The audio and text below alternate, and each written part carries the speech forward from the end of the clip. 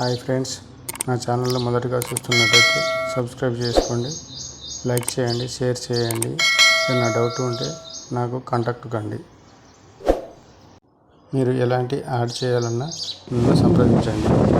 ఇది కన్యాకుమారి బీచ్. కన్యాకుమారి సాయంత్రం ఇలా ఉంటుంది. కొంచెం లేట్గా వెళ్ళాను, అందుకే ఎక్కువ కనబడుతుంది. బీచ్ ఎంజాయ్ చేయాలంటే డే పూట వెళ్ళండి, చాలా బాగా కనబడుతుంది. ఎంజాయ్ చేయాలంటే డే మాత్రమే వెళ్ళండి. సాయంత్రం వెళ్తే అక్కడ బీచ్ పెద్దగా కనబడదు. సూర్యాస్తమయం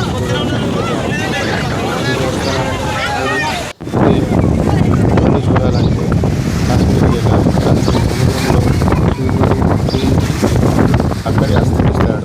అక్కడ ఒక వింతగా ఆ వింతను చూడాలంటే కాశ్మీర్కి వెళ్ళాలి.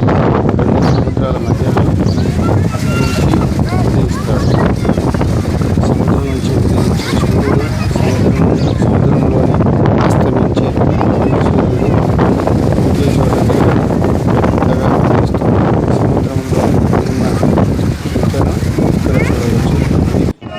సాయంత్రం సూర్యుడు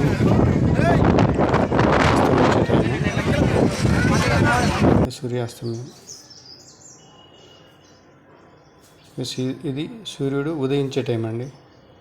ఉదయించేది అస్తమించేది రెండు ఒకేలా కనబడుతుంది, ఏం తేడా ఉండదండి. Hi friend.